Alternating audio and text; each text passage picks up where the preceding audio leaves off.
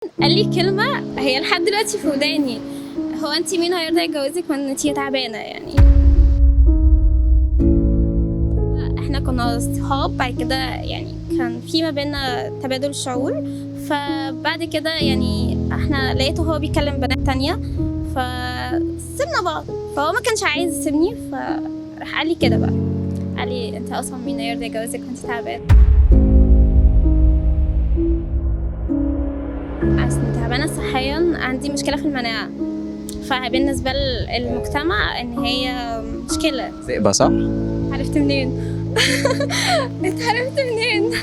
عارف، بس عليا اصحابي يعني عندهم الذئبة وهي حاجة فعلا نادرة، عشان كده الناس مش بتعرف تتعامل معاها. بس مش متأقلمة معاها، مش عارفين هي ايه، بس هي حاجة عادية جدا يعني زي السكر. بجد يعني انت ما تفكريش في كلامهم ده؟ لا عادي، انا الاول كنت باخد الموضوع بحساسية، دلوقتي لا انا خلاص بقى يعني كلام الناس ما بقاش يفرق، بس انا بتضايق لما حد يشوفني مثلا تعبانه ويقول لي انت صغيره. طب ما انت عارف انا جوايا ايه اصلا، عارف انا بمر بايه.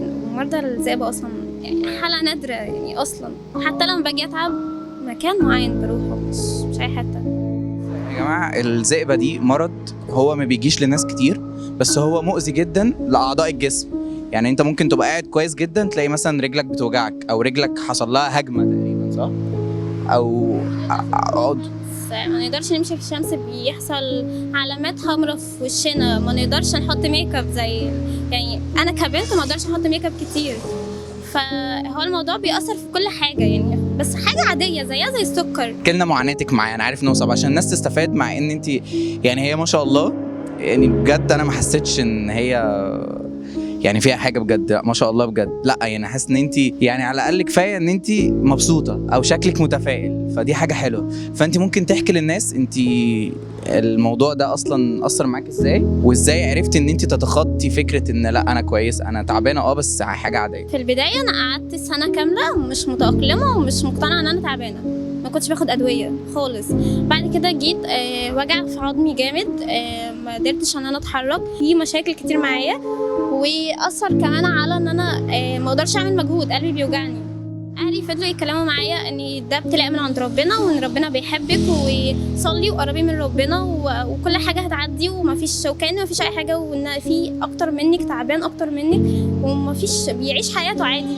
فالكلام ده اداني حافز نفسي ان انا ابقى تمام الحمد لله، فبقيت تمام. ده في حد ذاته اصلا يعني معناه ان انت قويه. طب ايه مواصفات الشخص اللي انت عايز تبقي معاه؟ عايزه واحد طويل عريض، يبقى متدين بيراعي ربنا، بس ولا غني مش مهم، مش مهم خالص. يعني لو هيعيشك مستوى اقل من مستواك، بس اخر حاجه. يعني لو هيجي مثلا يتجوزك دلوقتي وقال لك انا مش هقدر اجيب شبكه مثلا، عادي، ما بحبش الدهب اصلا. قال لك مثلا انا معيش شقه وانا عايش في شقه ايجار، لا مش مشكله، مش انا بحبه عادي. يعني مثلا ايه الاكل مثلا هيبقى قليل؟ انا اصلا ما باكلش. ما تحوريش عليا والله بنت كده. ماما بتجيب لي كيلو البانيه بيقعد معايا ممكن قالت لا اصل هي بتقول ماديه، يعني بنت. انا اكيله. هي ماديه ولا مش ماديه؟ اهو.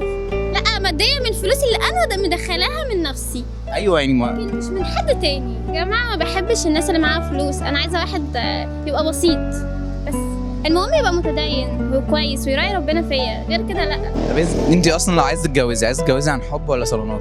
لا عن حب طبعا، عن حب. عرفتي ترتبطي بعده او تحبي حد بعده؟ اتخطبت بعده بجد؟ ايوه، بس بعد ما دخلت الجامعه ما حصلش نصيب برضه. ما حصلش نصيب برضه؟ طب احكي لنا. انا مش عايزه اتجوز. مش عايزه اتجوز، انا ماما هي يسالوها مش عايزه اتجوز. الشخص ده احنا كنا مخطوبين، وهو كان بيكلم قريبته ديت، هو كان كل ما يجي عندنا البيت يقفل الموبايل، فانا رحت فتحت الواتساب بتاعه عندي على الموبايل وكلمتها على اساس ان هو، وفضلت بقى واخدت بقى صور وكل حاجه ورحت بقى وريتها لبابا ومامته وكده. ثواني، طيب يعني انت عرفتي تاخدي الواتساب منه ازاي يا قروبه؟ برضه اقرب بقى. هو ما يعرفش؟ الشخص ده افعاله غريبه. بغض النظر عملتيها يعني ازاي اقنعتيه ان انت تمسكي الموبايل؟ ما انت عملتي ايه؟ هو يعني كان عندنا في البيت ودخل الحمام، فتحت انا بقى الموبايل، انت عارفه الباسورد يعني؟ والله العظيم ابدا، امال ايه فتح؟ بس فتح ما اعرفش. هو ربنا كان رايد ان انا اقفشه، ما اعرفش. ففتحت الموبايل وفتحت الواتساب وخلاص. ربنا بيبعت لكم انتوا.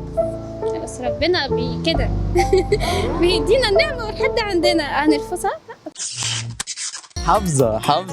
ايوه، ما اي حد قصير خاف منه. انت اصلا كام سنتي؟ 150؟ اه بجد؟ والله انت شاطر على فكره. اخويا عنده مسطره نفس الطول. عارفه المسطره؟ شكرا.